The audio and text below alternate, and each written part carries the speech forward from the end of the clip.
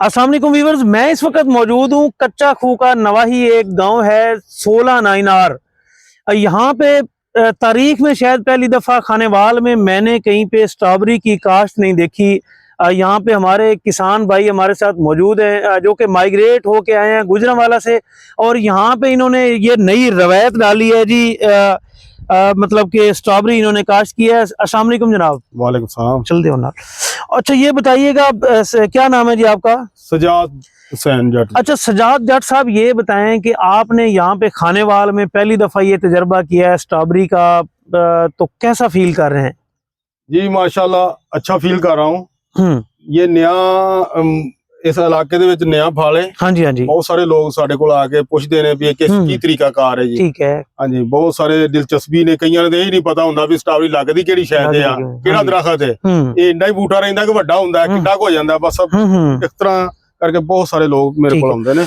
अच्छा सजाद भाई, एक चीज है कि ਜਿਹੜੀ ਰਵਾਇਤੀ ਫਸਲਾਂ ਨੇ ਸਾਡੀਆਂ ਜਿਹਦੇ ਵਿੱਚ ਗੰਦਮ ਹੈ, ਜਿਸ ਦੇ ਵਿੱਚ ਤੁਸੀਂ ਕਪਾਹ ਲੈ ਲਓ। ਅੱਛਾ ਇਹ ਦੋ ਤਿੰਨ ਐਸੀਆਂ ਫਸਲਾਂ ਨੇ ਕਿ ਜਿਨ੍ਹਾਂ ਨੇ किसान ਨੂੰ ਨਾ ਬੇਹੱਦ ਨੁਕਸਾਨ ਪਹੁੰਚਾਇਆ ਹੈ जी। मतलब कि गवर्नमेंट रेट नहीं देंदी, फिर इस तरह के ढेर सारे मसाइल ने ਜਿਹੜੇ किसान परेशान ਸੀਗੇ। जी जी। अच्छा ਤੁਹਾਡੇ ਦਿਲ ਵਿੱਚ ਆਈਡੀਆ ਕਿਵੇਂ ਆਇਆ ਕਿ ਯਾਰ ਇੱਕ ਨਵਾਂ ਤਜਰਬਾ ਕਰਨਾ ਚਾਹੀਦਾ ਹੈ, ਉਹ ਵੀ ਇੱਕ ਐਸੇ ਇਲਾਕੇ ਦੇ ਵਿੱਚ ਕਿ ਜਿੱਥੇ ਪਹਿਲੇ ਸਟ੍ਰਾਬੇਰੀ ਹੈ ਹੀ ਨਹੀਂ? ਬਸ ਜੀ ਇਹ ਇਸ ਤਰ੍ਹਾਂ ਹੈ ਕਿ ਆਪਣਾ ਇਹ ਸਾਡਾ ਰਕਬਾ ਸੀ 30 ਸਾਲ 40 ਸਾਲ ਪੁਰਾਣਾ। ठीक है। ਵਾਲ ਸਾਹਿਬ ਨੇ ਖਰੀਦਿਆ ਸੀ। सही।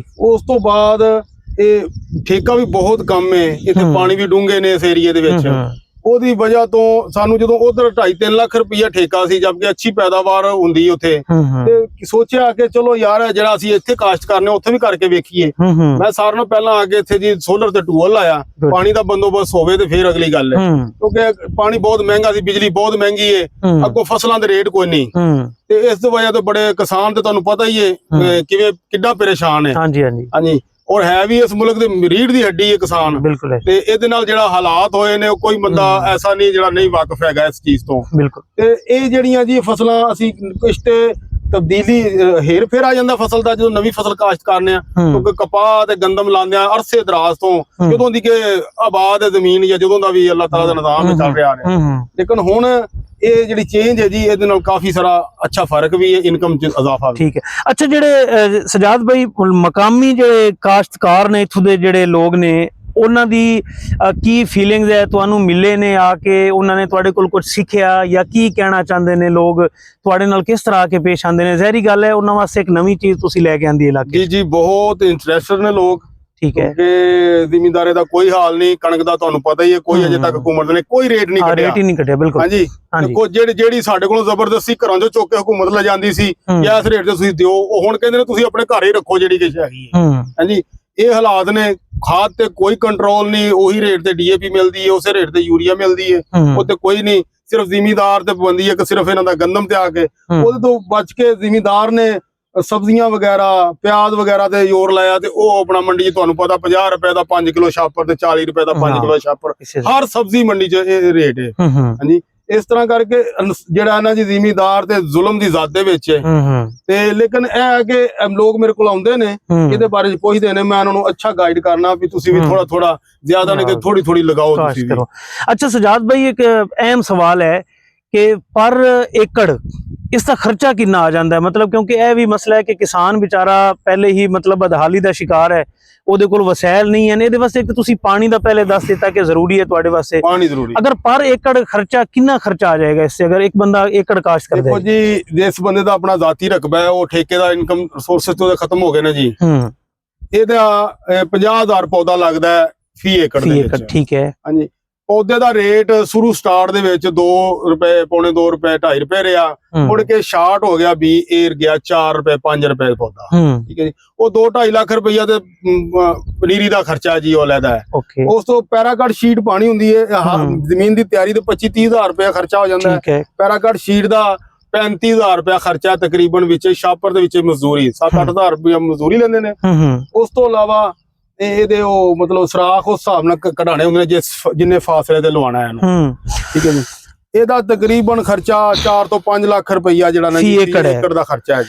अच्छा सजाद भाई, ये अपनी लोकल मंडी कच्चा खूह दी भी, क्योंकि सब्जी मंडी है एक छोटी जी, खानेवाल ते काफी वड्डी मंडी है, अब्दुल हकीम भी है, ये तुसी ਇਹਦੀ ਫਰੋ ਜਿਹੜੀ ਸੇਲ ਹੈ ਉਹ ਕਿੱਥੇ ਕਰ ਰਹੇ ਹੋ? ਕੱਚਾ ਖੂਹ ਵਿੱਚ ਹੋ ਹੀ ਰਹੀ ਹੈ, ਸੇ ਮੁਕੰਮਲ ਸੇਲ ਕਰ ਰਹੇ ਹੋ ਜਾਂ ਇਸ ਟਾਈਮ ਹੁਣ ਰਮਜ਼ਾਨ ਸ਼ਰੀਫ ਚੱਲਦਾ ਪਿਆ ਹੈ। ਹਾਂਜੀ, ਇਹ ਰਮਜ਼ਾਨ ਸ਼ਰੀਫ ਦੇ ਵਿੱਚ ਹਰ ਜਗ੍ਹਾ ਤੇ ਵਿਕਦੀ, ਅੱਛੇ ਦਾਮਾਂ ਤੇ ਵਿਕਦੀ ਪਈ। ਕੱਚਾ ਖੂਹ ਵੀ, ਅਬਦੁਲ ਹਕੀਮ ਵੀ, ਮੀਆਂ ਚੰਨੂ ਵੀ, ਖਾਨੇਵਾਲ ਵੀ, ਠੀਕ ਹੈ, ਹਰ ਜਗ੍ਹਾ ਤੇ ਹੁਣ ਇਹਦੀ ਮੰਗ ਹੈ ਤੇ ਹਰ ਜਗ੍ਹਾ ਤੇ ਅੱਛੇ ਵਿਕਦੀ ਪਈ। ठीक है। अच्छा, ਤੁਹਾਡੀ ਜਿਹੜੀ ਲੋਕੇਸ਼ਨ ਹੈ ਬੜੀ ਮੇਨ ਹੈ, ਤੁਸੀਂ ਆਪਣੀ ਲੋਕੇਸ਼ਨ ਖੁਦ ਸਮਝਾਓਗੇ ਕਿਉਂਕਿ ਤੁਸੀਂ ਜੀਟੀ ਰੋਡ ਦੇ ਨਜ਼ਦੀਕ ਬੈਠੇ ਹੋ। ਲੋਕ ਪੂਰੇ ਪਾਕਿਸਤਾਨ ਤੋਂ ਜ਼ਾਹਿਰੀ ਗੱਲ ਹੈ ਇੱਕ ਹੱਬ ਹੈ ਜੀ ਜੀ ਜੀ ਕੱਚਾ ਖੂਹ, ਹੁਸੈਨੀ ਚੌਕ ਮਸ਼ਹੂਰ ਹੈ, ਮਤਲਬ ਕਿ ਮੁਲਤਾਨ ਤੋਂ ਲਾਹੌਰ ਰੋਡ ਹੈ।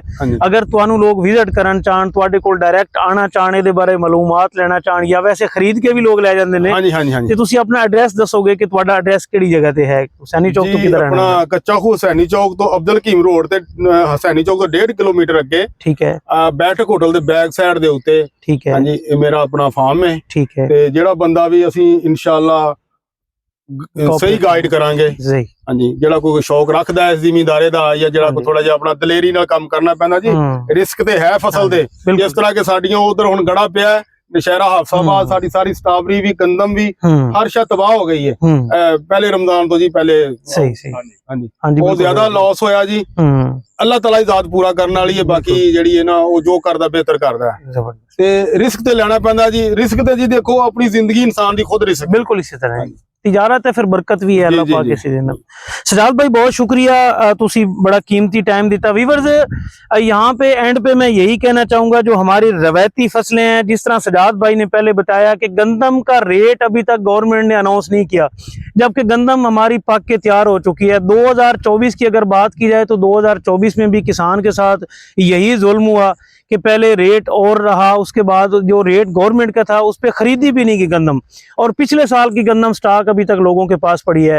तो जो किसान भाई हैं उनके लिए सजाद भाई जो है मशले राह हैं, आप इनसे खिदमात हासिल करें और नई नई चीज़ें काश्त करें, ताकि एक तो हमारे जो सियासतदान हैं उनको भी कुछ अकल आए कि हमारा जो किसान है वो कितनी मेहनत करता है, और उस मेहनत के बाद उसको जो कमाई होती है या उसकी जो जिन्स होती है उसको सरकारी रेट पे ख़रीदा भी नहीं जाता। इसके साथ ही मुझे इजाज़त दीजिए, अल्लाह हाफिज़।